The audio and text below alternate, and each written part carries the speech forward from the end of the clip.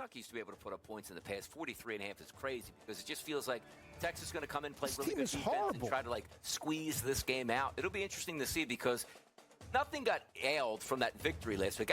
Texas is back. I'm just being facetious at this point. But if we see one of those performances 17-14 Texas. In the fourth quarter. Yeah, come on. Right? I mean, really. I mean, they got a gift last week. SportsGrid's College Football Today. Jamar Chase and T. Higgins, it looks like the Bengals fantasy pieces are back. What did you make of that Joe Flacco performance on Thursday night? Turning back time. Yeah, it was great for a guy like me with gray in the beard. I love seeing it. I love my representation. But at the end of the day, just from a wagering standpoint, if this continues, it'll give some consistency and it'll give some value back to those tools that you were mentioning on the Bengals. Fantasy Sports Today, only on SportsGrid. Defense is above average this year. And I think big picture, they're going to be probably the most consistent moving forward. The problem I have is this guy, Trevor Lawrence, big picture. You got to take the good, the bad, and the ugly. And the ugly sometimes is real ugly. He is not comfortable in the pocket on a consistent basis, and that's a problem. Pro Football Today, only on SportsGrid. Very young team outside of Durant. They're going to be an impossible out in a 7-game series, and I'm predicting it right now. If the seeding lines up, you are getting the Thunder and the Rockets in the Western Conference Finals. There's not another team in the West that's going to be as good as the Rockets are when we get to playoff time. The Craig Carton Show, only on SportsGrid.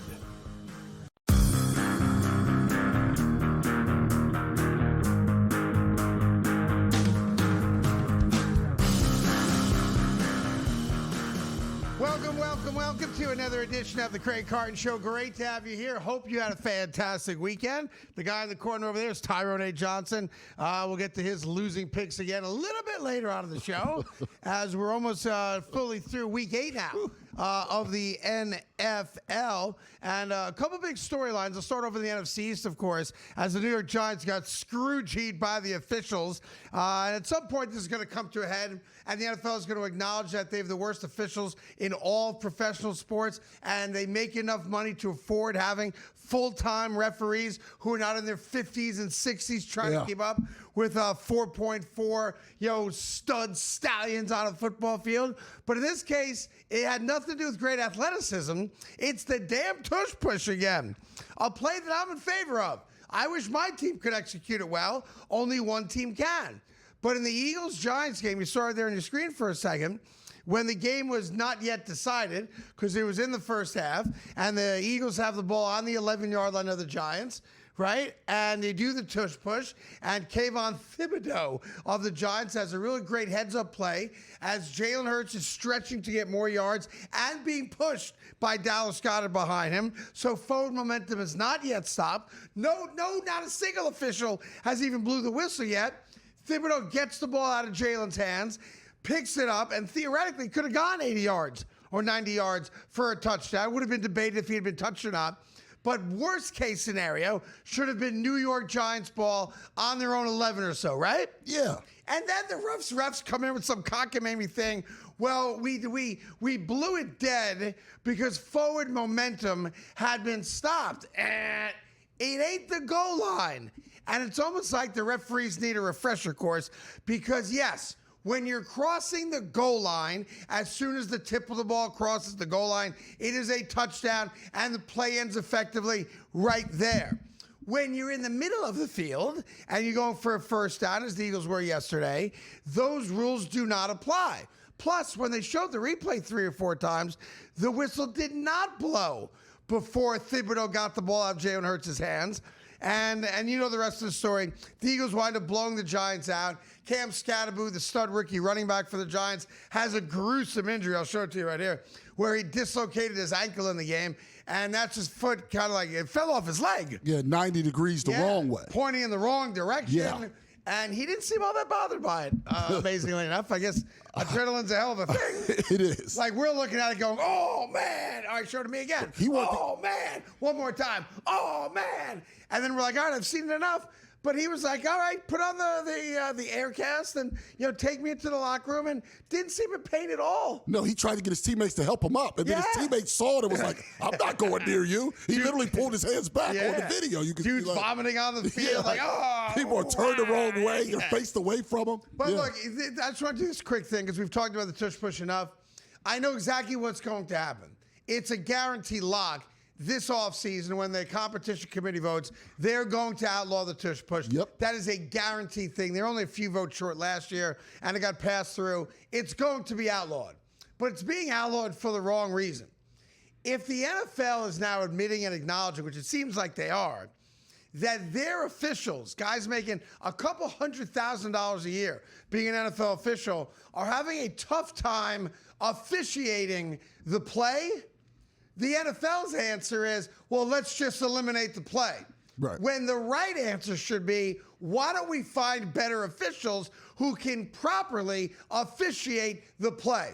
But this is typical NFL hubris because the NFL never does anything wrong. They're perfect. Everyone else, we're just paupers living in their world. And that's not the solution. The solution to the fact that you have bad referees who cannot, for some reason, see an eagle right guard jump before the snap, or in this case, don't blow a whistle, but because they forgot the rules of the sport that they're governing, decide, let's screw the Giants on this one. Not on purpose, of course, but that's the end result. Yeah. The Giants got screwed. The Giants got screwed on this call. And this wasn't like, did he foul him or didn't he foul him? This was, the dude is still being pushed forward. The whistle has not blown yet, and the ball comes loose. Ball was out. And then they tell Brian Dable, the head coach of the Giants, oh, sorry, coach, you can't even review it. Because he's like, let's get a review. And as soon as you see that Jalen is still being pushed forward and is stretching for the first down, then it's an obvious call. Should have been a fumble. Look, I'm not telling you the Eagles lose. They're going to win that game anyway. So did it have an impact on the game? It did. Because it's a close game at that spot. Point, yeah. And then the Eagles ran away with it and just abused the Giants throughout the second half. And Jalen Hurts was fantastic again. And Saquon Barkley, of course, has his best game this year. But that's not the point. So when those of you who don't like when we talk about the officials go, oh, so one bad call in a 30-point route is going to make a difference? The answer is it might. I don't think it would have. I'll agree with that. But you just don't know. Teams play differently when it's a close game as opposed to when they've got a big lead or if you have a big deficit. So just because the game then went the way it went does not mean that that's not a pivotal play. Giants get the ball back. What if they go score a touchdown? They take the lead, right? So the reality is this. We all know the tush push is going to disappear after this year. It is. But it'd be nice once in a while for the NFL to come out and say, our guys screwed up. One of the things I like about the NBA, when they released the 2-minute report, and they acknowledge that in the final 2 minutes of every game, what the referees got right and what the referees got wrong. I like that because it's transparent. I know the NBA is having a tough time right now because of the stuff from last week, but I like the transparency of our referees got it wrong. We can't fix it for you, but we're going to at least acknowledge that what you saw with your own two eyes was accurate. Yeah. The NFL's got a hubris that doesn't allow for that. So instead, Kayvon Thibodeau's going to be fined for taking a shot after the game at the referees. I'm sure Dable's going to be fined at some point because he's going to say bad things about the refs. But the reality is this. If you don't have referees that can properly officiate what I think is the easiest play in the world to officiate, because it all happens within about a 3-yard amount of dirt, right? Yeah. Then go find officials who can. Like, I'm not asking that much. I don't think NFL fans are asking for that much. And as I say that, the NFL has a different problem on its hands after yesterday's action. And you got one game left tonight. Kansas City is like a 12-point favorite against Washington. No Jaden Daniels, of course, for the Commodores. So you assume Kansas City with a relatively easy win, and their offense looks red hot. So that's the expectation, right? Of all the games that were played, including Thursday night's game, through yesterday, and this is a problem the NFL's now got, there was only one game yesterday that was not a blowout. Every game but one, including Thursday, was a double-digit point win for the team that won.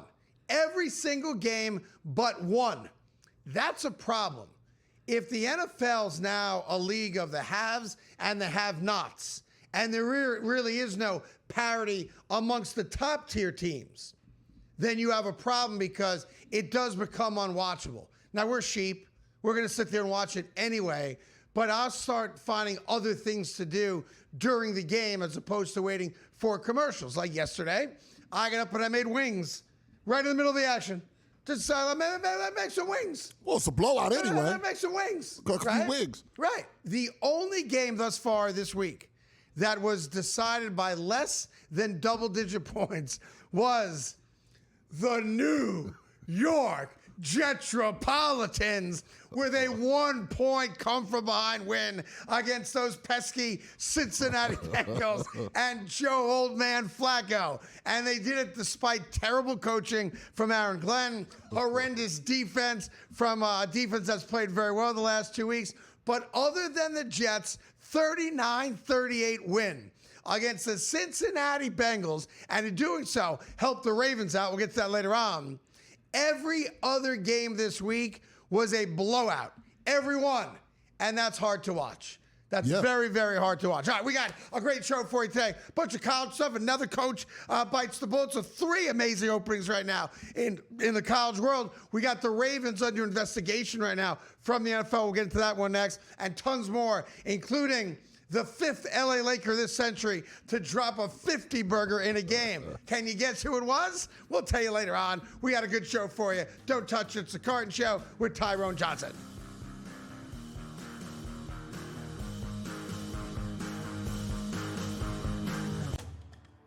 You just see Texas in any game, and again, Kentucky used to be able to put up points in the past. 43.5 is crazy because it just feels like Texas is going to come in, play really good defense, and try to squeeze this game out. It'll be interesting to see because nothing got ailed from that victory last week.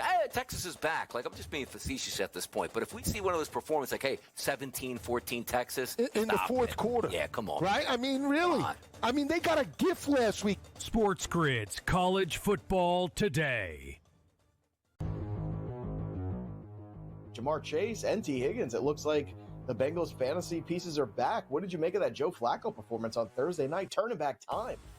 Yeah, it was great for a guy like me with gray in the beard. I love seeing it. I love my representation. But at the end of the day, just from a wagering standpoint, if this continues, it'll give some consistency and it'll give some value back to those tools that you were mentioning on the Bengals. Fantasy Sports Today, only on SportsGrid. Defense is above average this year, and I think big picture they're going to be probably the most consistent moving forward. The problem I have is this guy, Trevor Lawrence, big picture. You got to take the good, the bad, and the ugly. And the ugly sometimes is real ugly. He is not comfortable in the pocket on a consistent basis, and that's a problem. Pro Football Today, only on SportsGrid. Very young team outside of Durant.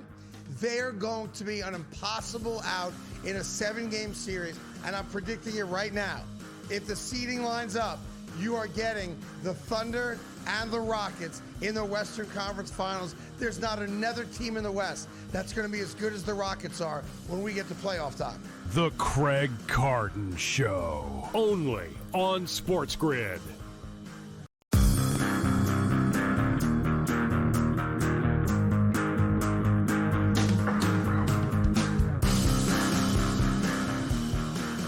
All right, welcome back to the Craig Carton Show. Tyrone Johnson here as well. Well, I have to say it. I get no joy out of saying it, but I do have to say it. Hell hath frozen over, ladies and gentlemen. How? Mark down the date. What's today, October 27th? Yeah. That's right, October 27th, Monday. Hell hath frozen over because I'm now in lockstep with everybody else. I have finally left my perch as the sole voice of reason in the great city of Cleveland, Ohio. It is time. It is time for the Cleveland Browns to do what everybody knows they need to do, and that's bench Dillon Gabriel and there's only one other quarterback really on the roster. I don't count Bailey Zappi, although he was the backup yesterday, as they got dog-walked by the New England Patriots in that second half. Down 9-7 at halftime, so that defense doing its job, but could only hold on for so long. And then the 21-point third quarter outpouring from New England ended the game effectively. Dylan Gabriel has only played 3 games in the NFL. And to be fair, and I heard what Kevin Stefanski said yesterday, and I think the owner may have said something as well, 3 games is not enough to judge whether or not a rookie, is going to be a good NFL quarterback. Excuse me. Yeah, it is. Sometimes it is. Now, in most cases, it's not. Circumstance, offensive line, run game or lack thereof, who am I throwing the rock to? That all is brought into consideration when you make a decision about a quarterback. So let's be fair about it. But I've seen it. I've watched it. I know where they drafted him. I know how they're invested in him and all that stuff. But I've seen enough. And the one particular play was in the fourth quarter in his own end zone, and the pocket is starting to collapse, and he just threw the ball over there.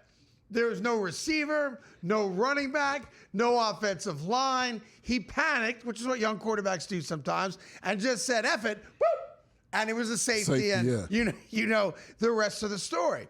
Now, what's interesting about this is that Shedeur Sanders was supposed to be the backup quarterback for this game, and he got scratched right before the game. I guess he had some kind of back tightened up or something before the game. So that's where they went with the emergency quarterback, the elevated Bailey Zappi, to be the backup. So I want to be clear. Yesterday's decision to let Dylan Gabriel play through it was not a shot at Shedeur Sanders. He wasn't eligible to play because he had some kind of back issue.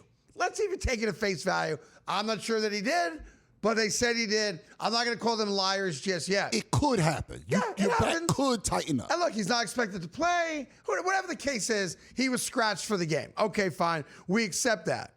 But I've watched football for a very, very long time, as you have, and everyone watching this show, as all y'all have as well. Right now, in the moment, Dylan Gabriel can't play. And now you're losing the locker room.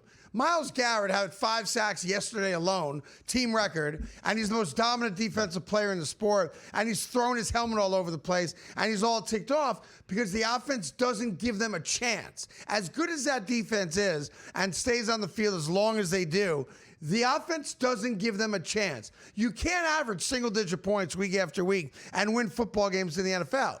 Now, quick aside on Myles Garrett, look, you made a decision. You said before you signed the big contract, I'd never said I wanted to go from Cleveland right to Canton. I'd like to play for a team with a chance to win, and we all respected that. You're a great player.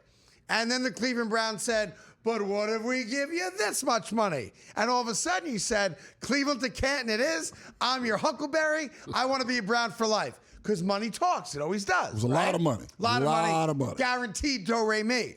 And now he's frustrated. Because a competitive dude and a great player is always going to be frustrated when he's killing it. 5 sacks, man. And they got blown out. 5 sacks. It's a pretty mobile quarterback, by the way. Ran him down on one of them. Ran him down on one of them. And yet the team has no chance to win. They're legitimately non-competitive. So I'm watching, Red Zone. So I'm not watching the game. I get the highlights as they come up like everybody else. And I see the play, and I see Dylan, who doesn't throw the ball more than 5 yards down the field with any kind of accuracy at all. And I want to be clear about this. I don't know that Shedeur is better. None of us do, because we've never seen him play an NFL game. But I know this for a fact. He's not worse. I know that as a fact today, because you can't possibly be worse. And I don't want the answer to be, well, we're caving to the Shedeur Sanders mob. I don't want that to be the reason. The reason has to be because why not? Right. There's no answer to that. And I understand what they're going to give you. All the coach talk about, 3 games is not enough, and we got to do a better job protecting him, and we have to be patient. He's a rookie quarterback and all that stuff. They go into the bye week. And I want to be clear, Stefanski has already said Dylan Gabriel starting the game after the bye, which is against whom? Just look it up. All right, because they've 2 weeks now to figure out what the hell they're doing on offense for their next game in what's already a lost season, right? Oh, see, they're doing it because they're playing the Jets. They're playing the New York Jets. The Jets are a bad football team. They think they can win. Joe Flacco just scored 38 points against the Jets defense, all right? So to me, this is the best time Because turn over the offense to Shedeur. He's got 2 weeks now to run first-team reps and to learn the offense if he doesn't already know it, and get out of the field and maybe give them a better chance to win. Maybe. I would say he's probably more of an athlete, true athlete, than Dylan Gabriel is. He's taller than Dylan Gabriel. Maybe that helps a little bit. They played the same amount in college as far as snaps and things. He played a lot in college. I just want to be clear. I've always been against just throwing Shedeur out there because he's Deion's kid. So that's not what this is about. I'm the last guy in America who's now come aboard. Let's play Shedeur Sanders. And I say that, much like I said, I was in honors philosophy as a freshman at Syracuse. And we got a blue book exam, and I hated the class. It was 8 o'clock in the morning. I didn't much care for the professor either. I'm sure that was mutual. And the question, the test was this. The test was why. And you had a blue book, long-form essay answers, right? And every other kiss ass in the class wrote like 2 or 3 blue books, like answering the question of why. I wrote why not. I handed it in, and I walked away. And the professor encouraged me to drop the class the next day. And I'm like, there's only 2 answers to why. Why not or because? There ain't no other answer. So in Cleveland, I think the poster should be why not? You have nothing to lose now by finding out if Shedeur Sanders can play quarterback. We are halfway through the season essentially now, right? Yeah. Into their bye week. I would make Shedeur Sanders my starting quarterback, have Dylan back him up, and if Shadeur's incompetent, great, then I'll go to the other kid. And I'll go back and forth ping pong style until I find out if one of them has the goods to be a quarterback moving forward. But it is time, Cleveland. Let's all get together and let's celebrate. It is time for the Cleveland Browns to do what's right and give Shedeur Sanders an opportunity to be the starting quarterback for the Cleveland Browns. Dylan Gabriel's garbage. He's got to go.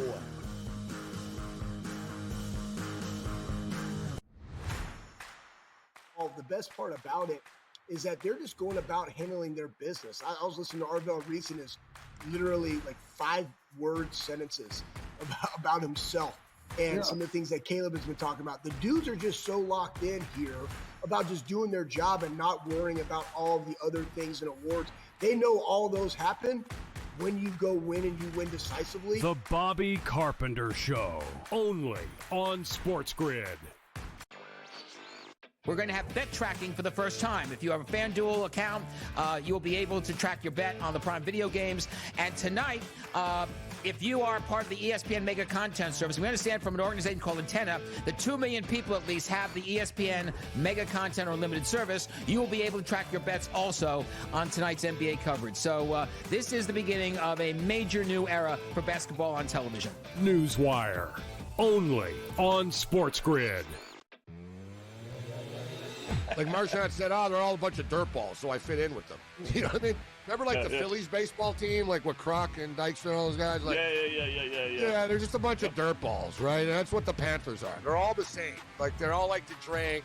They're all tough. They're all dirty in the corner. You know what I mean? They'll all do whatever it takes to win, but that's why they've won 2 cups in a row. In-game live, only on SportsGrid.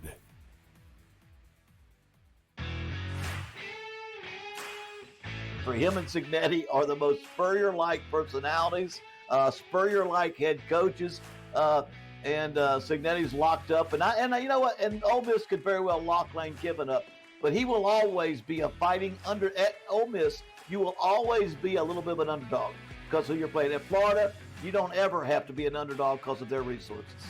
The Bowden Blitz, only on SportsGrid.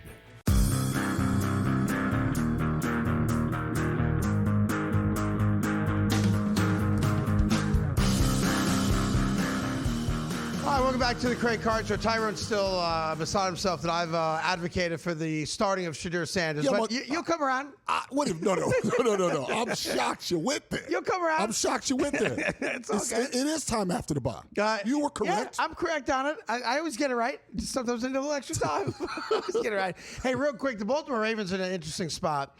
They were favored by essentially a touchdown when we got word that Lamar Jackson was a quote-unquote full participant at practice before their game against the Chicago Bears, and they beat him by a couple touchdowns. So if you laid the touchdown, you win. So this is not about you got screwed based on your bet, But a lot of people that put money on the Ravens before the game were very concerned because the spread came all the way down to 2 points because Lamar Jackson didn't play. He was scratched from the game, and Huntley was their starting quarterback because Cooper Rush has been terrible for them.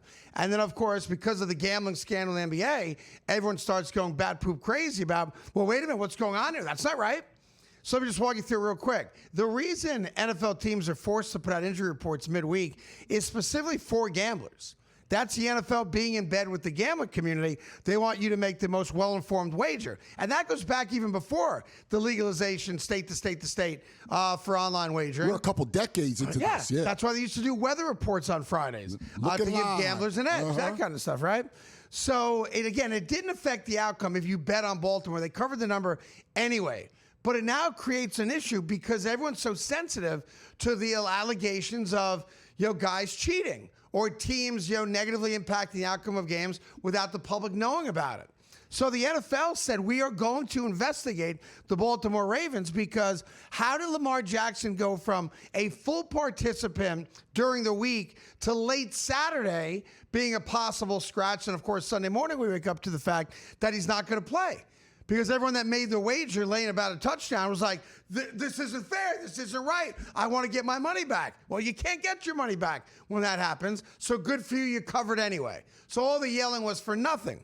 But it shows you that there's a bigger problem here. And people are now very sensitive to how the NFL controls information. Here's the interesting part of this, though.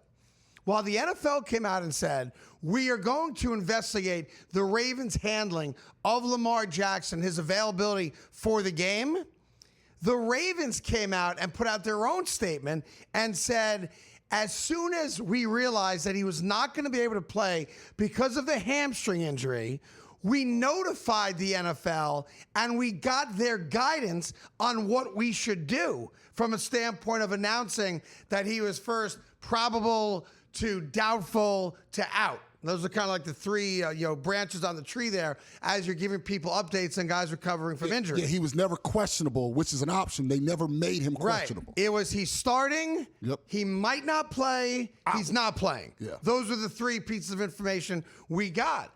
So the Ravens did something very interesting. They flipped this and put it back on the NFL. Good. They said before we announced anything, we reached out to the NFL, and their words, not mine, we called the league office to get their guidance on what to do. And here's the story. Lamar Jackson's been dealing with a bad hamstring. So when they said full participant, he was running the scout team offense for the Ravens, and Huntley was getting all the reps for the Ravens' first string. So did he practice? Yes, he did. But he was not practicing with the number ones on the Ravens. He was showing them the look for the scout team stuff. But yes, he was on the field. But this is where this stuff gets tricky now. The NFL wants you to think, well, we are the moral police here, and we will make sure all wrongs are righted. So we are now going to investigate what the Ravens did here. Did they lie to the American public? Did they lie to us? And the Ravens like, not so fast.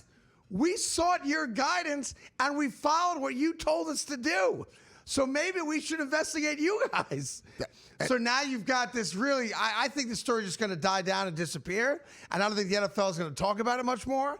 My gut is they've already reached out to the Ravens and said to them, let's not talk about this anymore. But the NFL tried a quick one. The NFL tried to throw the Ravens under the bus, and the Ravens said, we're not having it. We didn't know that he wasn't going to play. Hamstrings are a tricky injury. He couldn't go. That's why Huntley got the first team reps and not Lamar. And once we knew he couldn't play, before we announced it, we told you guys so that you could tell us exactly how to handle it. I love that from the Ravens. And the other part is because they play Thursday this week, the turnaround was also apparently a part of this, and apparently the Ravens shared that part as well. I'm reading this morning. Yep. Because they play the Dolphins on Thursday. We're going, what if we push him? Yep. Maybe he can't play Thursday. And they need him on Thursday. And the Ravens got a gift yesterday. Not only did they beat the Chicago Bears to get to 2-5, every other team in the division lost. And if you look back, if the Ravens somehow make a run and get into the playoffs, you can circle this win against the Bears, the Pittsburgh loss to Green Bay, the Cincinnati loss to the Jets as the pivotal week of this season that got the Ravens back into it. But if you're the NFL, you know better than that. Don't be messing with the Ravens. They called you bluff. That's what they did. Poignant moment next on the show.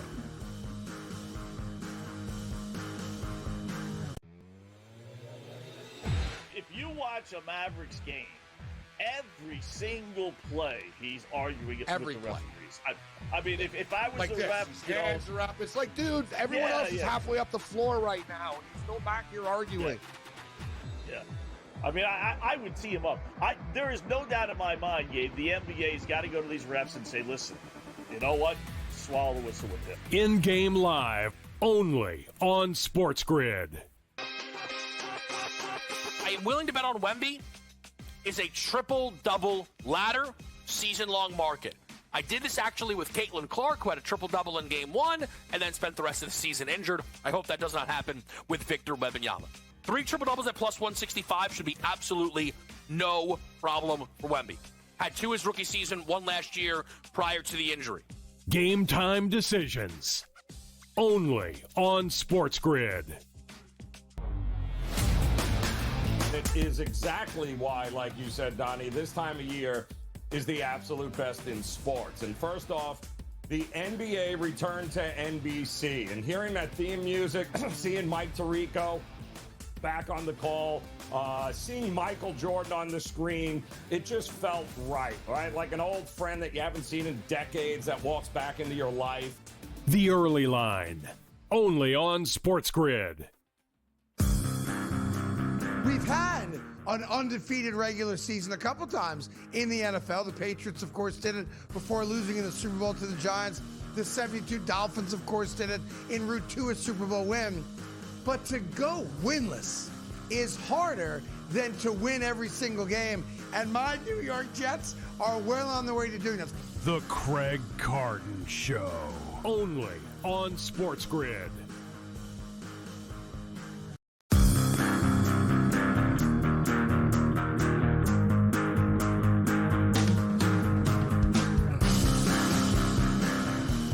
Hi, welcome back to the Craig Carton Show. Tyrone Johnson here as well.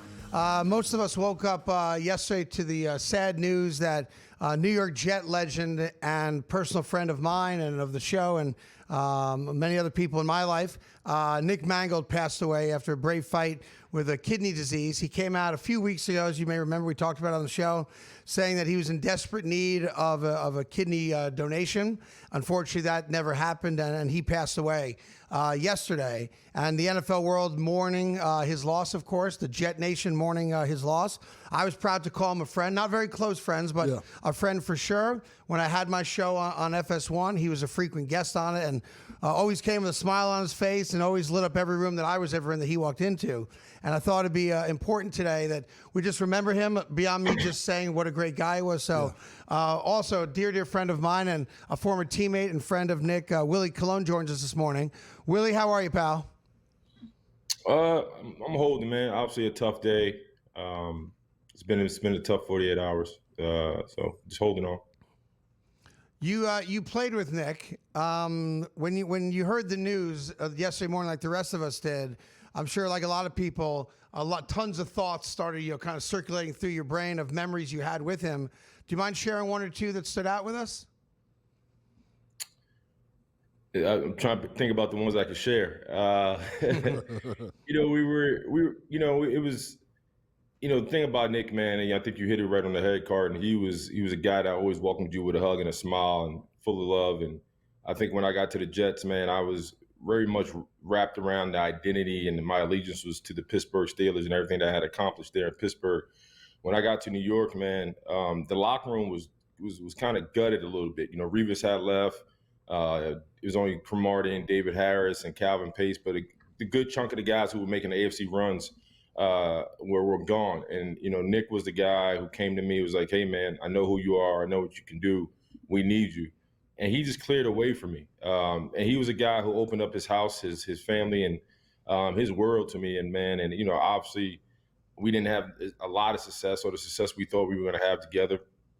but he was just an awesome dude, man. And when I was going through my injury battles, he just leaned on me. You know, he was a guy who, you know how it is, Craig, when you're an old wily vet and it's hard to get off the training table, you just need somebody to talk to you. He was always a guy that, you know, sit next to me, and we would laugh and joke, and we had a lot of battles in the trenches together. And we took a lot of pride in our job, and he was the face of the Jets, man, for sure. Were you aware prior to him announcing it a few weeks ago that he was dealing with this issue with his kidney? Because he'd said, prior to passing, that he knew this day was going to come. Like, he was well aware, I guess, the medical staff at some point in his life, whether it was as a young man or even when he got to the NFL, he knew that he had this issue, and at some point he was going to need a new kidney. But I wondered if he shared that with teammates and friends. He didn't. And, that's the hardest thing about his passing, is I talked to him roughly about a week ago. I got off air and was on my way home, stuck in traffic, and I was like, man, let me call him. I got some time. And the first thing out of my mouth, I was like, dude, if I knew you had this, man, because we were booze buddies. You know, he loved his bourbon and whiskey, and I loved my tequila and vodka. And we had a lot of late nights and a lot of, because we lost a lot. We spent a lot of time on the plane crying and drinking together. So first thing in my mouth said, dog, if I knew you would have had this type of condition, I would have never passed the bottle to you. I would have did more. And I think that's what a lot of guys are kind of dealing with right now. There is a sense of guilt. I feel because, we as ball players, we pour our tears into a bottle. And if I knew he would have had this type of condition, I would have been way more sensitive and just been better about it and try to protect him a little bit. It's funny. I remember talking to him about my son playing college football. And, when we were talking about it, I didn't realize that Nick and I lived about 25 minutes apart from each other in Morris County, New Jersey. Right. And my son's high school team, where at the time he was playing quarterback, was playing against the local high school that Nick later on, I think, became a volunteer coach in the last couple of years to teach kids how to play offensive line, et cetera. And I remember Nick calling me and he goes, "Where are you?" And I go, "I'm driving home from the game. Madison beat, Mendham, my son's school." And he goes, "What do you mean you're driving home? You know where I live." He goes, "You didn't stop by for a drink?" He goes, plus Nick had a barbecue sauce company, all right? Yes. And it didn't do well, right? He didn't make money on it.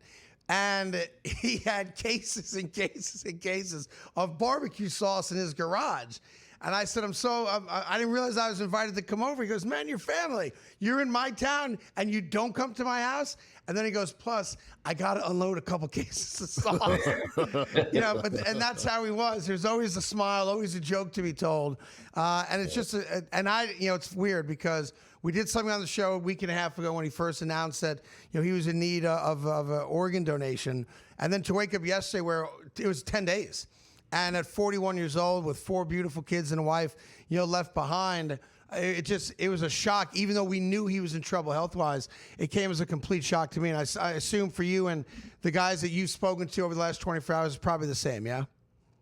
Yeah, I think that's the biggest thing. A lot of people who have reached out and kind of, want to kind of get a temperature check on him. When I talked to him, he was in good spirits. Nobody thought this thing was on his last lap. When I talked to Nick, he made it seem like, man, there's a plan, there's a blueprint. We just got to execute, and all will be well. I mean, I hung up the phone feeling like he was in good hands. The family was in good hands. The doctors, everybody that was involved in this process was optimistic and confident that Nick was going to pull through this. I don't think anybody that had talked to him prior to him passing felt like he was on his way out the door. And I think that's what's the most shocking part about it, because I felt confident. I told him, because he was going to dialysis 3 times a week, and Tuesdays and Thursdays was his days off. And I was going to take either Tuesday and Thursday and kind of bum rush him. And I asked permission. I was like, "Hey, man, I want to get a couple of guys together, and we just want to be around you, put our arms around you." He was like, "Man, I would appreciate that." And I said, "All right, we're going to come in hot. We're bringing pizza." We were just joking, having guys. And he started laughing, and I felt good. And I was going to go see him, and yeah. So. Yeah, no, I feel your pain. We all feel. Everyone that ever knew him or saw him, I think feels the same way. I've always thought that he was a Hall of Fame offensive lineman. He was great. I feel that way even more now. And passing away shouldn't be the reason you get in, obviously, but he was well deserving of it. as well. He's in the New York Jets Ring of Honor, well-deserved. I'm glad his family, you got to see that and enjoy that moment. And in typical Nick Mangold fashion, after speaking to the 80,000 Jet faithful there, many of whom went only because he was getting in that day in another lousy Jet season, he took a Bud Light out of his back pocket. He's wearing jeans. And somehow he had a Bud Light in his back jean pocket, and he took it out and cracked it open and said, I want to thank the fans, and I want to have a drink with all of you, and this one's for you. And those are the moments, obviously, I remember. I know you feel, you had a special connection having played similar position as him. And I thought what Rex Ryan said yesterday was really poignant also, that in Rex's last game as the head coach of the Jets, when he knew he was going to be fired, Nick hadn't played. He was injured. And he went to Rex Ryan and said, I'm playing today because it's your last game, and that's what we're going to do. And, what else can you say about a guy? We have about a minute here, Will. Anything you want to sum up or final thoughts you want to just add to this? Appreciate it. Just know he loved his family, man. He, as much as he took pride in being a football player, he took pride in being a dad. And he loved his wife. He loved his 4 beautiful kids. And he was a guy who really literally gave you the shirt off his back. As much as he was there for me on the field, he was there off the field for me. He attended my Christmas drives, my turkey drives. And he was just a guy's guy. And he loved his teammates. He loved being a Jet. For a guy that grew up 45 minutes out of Cincinnati, man, he wore the New York shield with pride. And he meant so much to me, not only as a ball player, but as a human being. I'm going to miss him to death. And I'll tell you one little final story. Willie and his wife have this amazing charity to raise money for lupus research. And I've been privileged to be a part of it the last couple of years, playing in the golf tournament that they have, and also having a comedy show to raise money so they can fund lupus research. And I'll never forget the last one we did together. All of a sudden, Nick Mangold just walks in, bought a ticket. Didn't tell anybody. Wow. We told him the event was happening, and he was going to try to come, and didn't tell us, and bought a $30 ticket and sat right there in the middle of the crowd with everybody else. Didn't want any special treatment. Willie, love you, buddy. Appreciate you. I'll talk to you later today. Thanks for coming on. All right, dude. Talk to you. More Carton Show coming up right after this.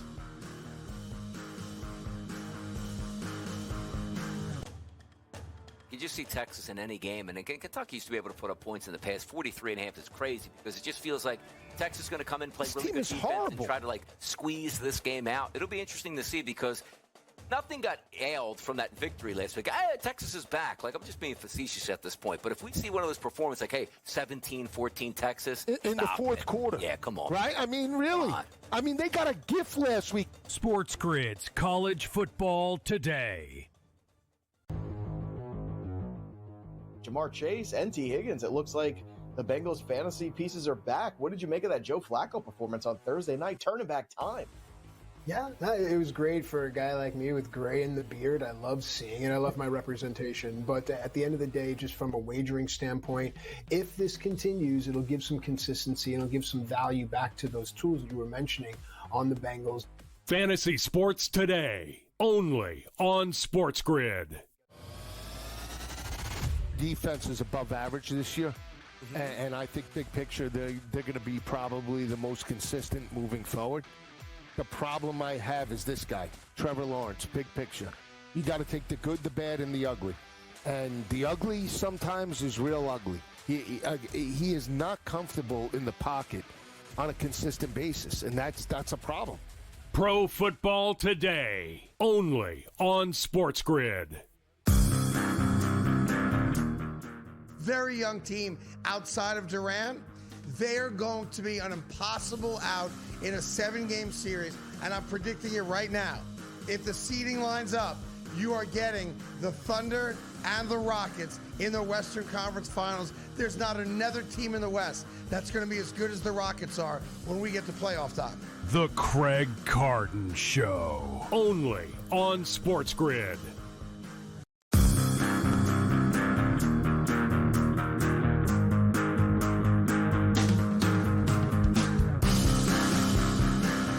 Hi, welcome back to the Craig Carton Show. I want to thank all the dog lovers in America for checking out our clips this past week and making us the fastest growing sports podcast in America, and it's not close. So thank you very much for watching. Appreciate all the kind comments I got this week as well. As I took my shot at Kirk Herbstreit forcing his dog on all of us. I know you want to jump in with the thought, Nick. Just one more thing. For everybody out there that may be interested in organ donation. Yeah. Please, this is a reminder, and I did this because I lost a dear friend from literally second grade in 2023, Melissa McGuigan, rest in peace. You must tell your family. So again, if you are interested in donating an organ and you can save lives, make sure you also tell your family, because you will not be able to, obviously, if you're going and you're not informed. And when you redo your driver's license, check the box. There's no reason not to, unless you have a religious reason, which we respect, but there's no reason not to. So, interesting thing, before I get to news and notes here and some of the college stuff, it seems like the Jet Bengal game, just real quick, it seems like there's a math debate going on now. There is. And I'm being positioned as the anti-math guy. I love the PMT guys, right? All good. Took a little shot at me today, which I respect. It's all good. Because of what Aaron Glenn and the Jets did. The Jets are down 2 touchdowns. All right, I just set up the scene for you. The Jets score an improbable touchdown, because all of their touchdowns are improbable, okay? And then they decide to go for 2. Yes. And I'm yelling at the screen, this is not when you go for 2. Let's cut the lead to 7 with the extra point. And then if you want to go for the win, if you're lucky enough to score another touchdown, then go for the win. All good. And, of course, the New York Jets go for 2. I then tweet about it. Aaron Glenn is not a good, I misspelled good and said God. Obviously, you know what I meant there. It's not a good game day coach just yet because this doesn't make sense. So now there's a battle. It's a fun battle, a respectful battle between, are you a math guy or not?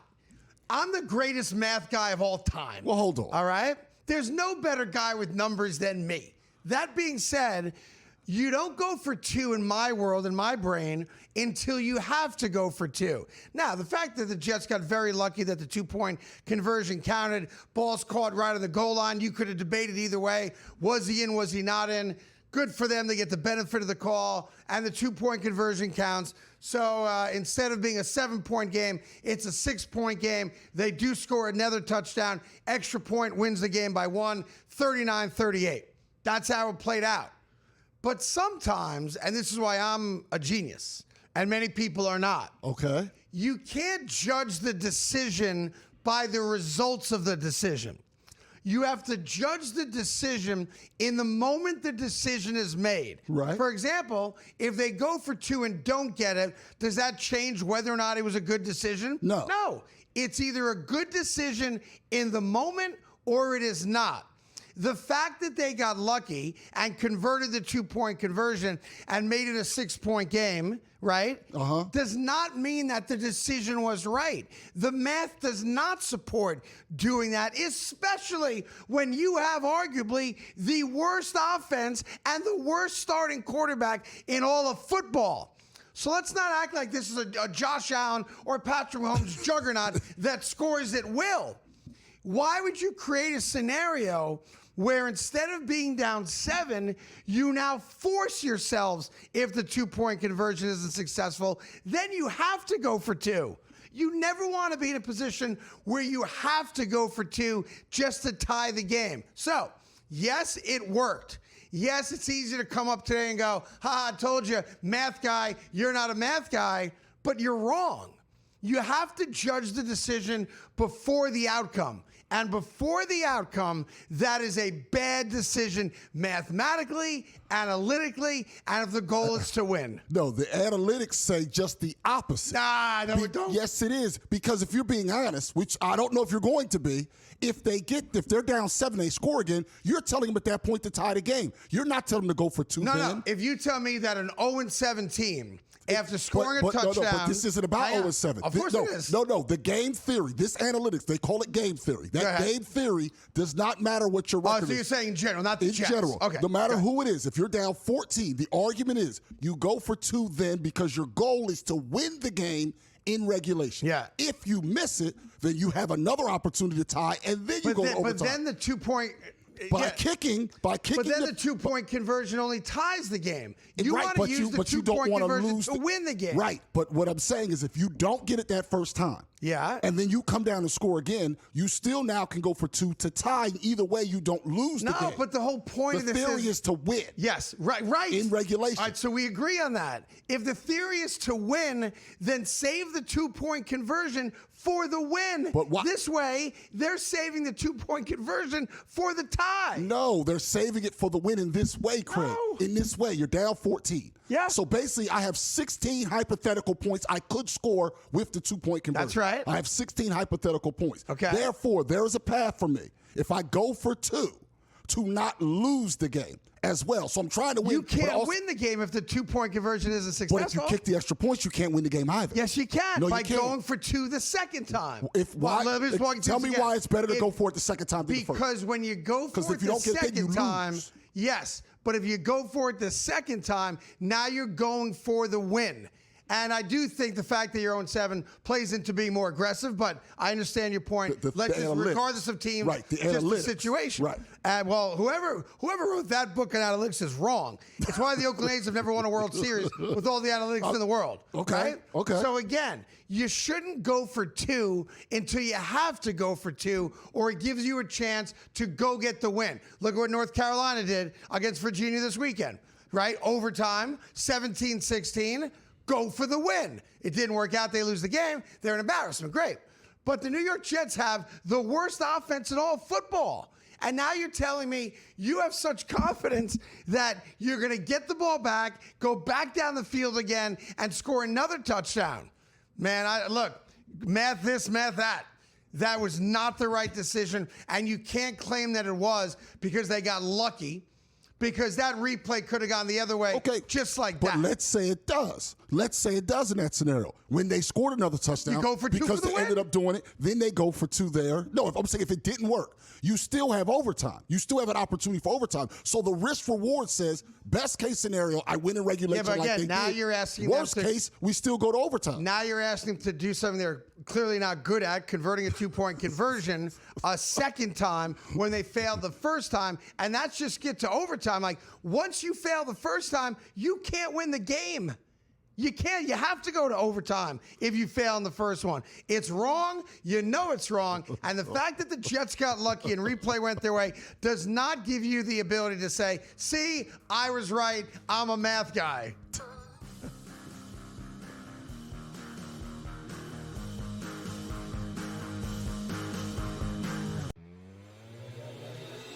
If you watch a Mavericks game, every single play he's arguing with the referees. I mean, if I was like the ref, hands are up. It's like, dude, everyone else is halfway up the floor right now, and you're still back here arguing. Yeah. I mean, I would tee him up. There is no doubt in my mind, Gabe, the NBA's got to go to these refs and say, listen, you know what? Swallow the whistle with him. In-game live, only on SportsGrid. I am willing to bet on Wemby is a triple-double ladder season-long market. I did this actually with Caitlin Clark, who had a triple-double in Game 1 and then spent the rest of the season injured. I hope that does not happen with Victor Wembanyama. 3 triple-doubles at plus 165 should be absolutely no problem for Wemby. Had 2 his rookie season, 1 last year prior to the injury. Game time decisions. Only on SportsGrid. It is exactly why, like you said, Donnie, this time of year is the absolute best in sports. And first off, the NBA returned to NBC. And hearing that theme music, seeing Mike Tirico back on the call, seeing Michael Jordan on the screen, it just felt right? Like an old friend that you haven't seen in decades that walks back into your life. The Early Line, only on SportsGrid. We've had an undefeated regular season a couple times in the NFL. The Patriots, of course, did it before losing in the Super Bowl to the Giants. The 72 Dolphins, of course, did it en route to a Super Bowl win. But to go winless is harder than to win every single game. And my New York Jets are well on their way to doing this. The Craig Carton Show, only on SportsGrid.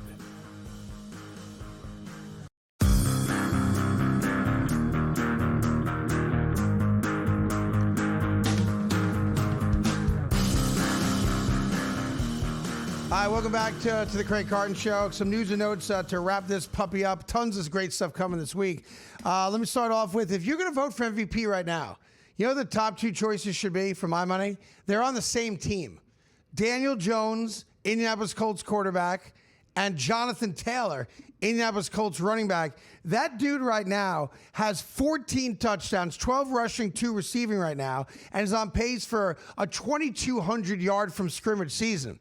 They're a damn good football team and did what good teams do to bad teams yesterday, a blowout win. Yep. But do not sleep. I know Saquon, if he didn't win it with a 2,000-yard season, how's the running back ever going to win MVP? That's a valid point. You know, Saquon had a better year than Josh Allen did, and he wasn't even in the running really for MVP. Do not sleep on Jonathan Taylor. Now, he'll lose votes to Jones, but that's a 2-headed monster right now. That offense is badass. So love out to the Indianapolis Colts and what Jonathan Taylor is doing. That's number 1. Number 2, do the Dallas Cowboys pay people to play defense? I don't think so. Just asking. All volunteer. Right? Yep. They made the Denver Broncos look like John Elway was quarterbacking. And Terrell Davis was in the backfield, right? Uh-huh. Yeah, the Denver Broncos Easy Ed was out good. there again. Like, the Denver Broncos barely beat the Jets over in Europe. They really shouldn't have beaten the Giants. That crazy 33-point fourth-quarter comeback, down 19 with 5 minutes to go. So they looked like they were struggling. And then the remedy to bad offense, just bring that Dallas Cowboy defense into town. And Bo Nix looked fantastic. He did. But again, how good is the Broncos' offense when they did it against one of the worst defenses in all football? Dallas Cowboys are about a 500 team, and it'd be hard to expect them to be much more, yeah? And the crazy part is I'm looking at just how many points they've given up. The Titans are a terrible football team. They've given 20 points more up. They've given up more points than them. They're terrible defensively. Yeah, it's a bad defensive team. If only they had a guy that could get to the quarterback. But nah, they don't want that. I don't need that. Jalen Hurts, say what you want about Jalen Hurts. Again, stats yesterday were not crazy. He threw for less than 200 yards yesterday in their revenge win against the New York Giants. No Cam Scatterbo, obviously dislocates the ankle, et cetera, and some questionable officiating calls. Both ways, to be fair. And the Eagles tried that 60-whatever-yard field goal, or 58-yard field goal. The whistle blew. That hit the post. The whistle blew. That's a dead ball. That's supposed to be dead ball re-kick. Yeah. They didn't need it, but Sirianni was right to be pissed about that. Yeah. The Giants were right to be pissed, I thought, on the offensive pass interference call. Yeah. And, of course, on the tush-push fumble, which went the Eagles' way. But how about you guy Jalen Hurts? I love being right. And I've been more right about Jalen Hurts than anybody in the country, including dudes in Philly. In the last 2 games, Jalen Hurts, current Super Bowl MVP, has had more touchdown passes than incomplete passes. Let that sink in for a second. And yesterday, I loved what Philly did because there's no A.J. Brown, and the offense looked great. Now, Saquon had his best game. That's got nothing to do with A.J. Brown. But that offense was like, oh, no A.J. Brown? We're good. We're good. We're good. We can win without him. Yeah, 4 touchdowns. I guarantee you A.J. Brown's back on the field after the bye week. Absolutely. Hamstring feels great. I'm ready to play. I don't know what you guys are talking about. I love it. There's no doubt that dude is back after seeing the Eagles flourish without him. And he's got the towel and the hood over his head. He must have been like, man, I guess I ought to come back. This is not a good look. And then college football. So Florida looking for a new coach. We know that. Penn State looking for a new coach. We know that. Yep. And now LSU, Brian Kelly, after 4 years there. Look, they've won a lot of games. Obviously, they don't have the championship, only one SEC division title. Yet to make the playoffs and have not been in the playoff to win it in the couple years, in the year that we've had the opportunity for it. Brian Kelly with the fake accent and all the other nonsense and these crazy press conferences. The boosters were like, we got $54 million to give him. Get him out. Yeah. So now you've got 3 premier openings in college football. Cignetti's staying in Indiana, so he's out. I've been told Marcus Freeman is staying in Notre Dame. Money talks, obviously. He's making $9 million a year. LSU could be a different. I don't think he was going to go to Florida or Penn State. Yep. LSU is a different thing. But look, I tell you, the best job to be fired from in this country seems like it's the football coach that gets canned. Yes. Because these dudes are walking away with like king's ransoms. He's getting $53 million in his mitigation, but no one's going to hire him. He might coach again. I don't know. But Brian Kelly, all-time winningest coach in Notre Dame, but a complete disaster at LSU. He's hireable, because he's a big name, and there's struggling programs that want to bring in a big name. But you've got 3 premier destinations right now, and Lane Kiffin gets mentioned for all of them. And if I'm Lane Kiffin, I stay put right there in Ole Miss with a huge win against Oklahoma this weekend. On the road, big one. Yeah, his first ranked win. Tyrone, you have a pick on tonight's game or no? I don't love the game, but yes, I do like the Chiefs to cover the 11.5 against Washington. I mean, it's not a great game, but I like that Jaden side. Daniels. McLaurin is back for this game, so that helps Marcus Mariota a little bit. But look, the Kansas City Chiefs look like a juggernaut again. Yeah. I'd be shocked if this game is very close, maybe for the first half. Yeah. But this should be all Kansas City all night. And big surprise. 4 out of 5 weeks, they're playing in prime time. It'd be nice to see them play on the road at 1 o'clock once in a while. Enjoy the game. We'll be all about it tomorrow. And thank you so much for watching The Craig Carton Show.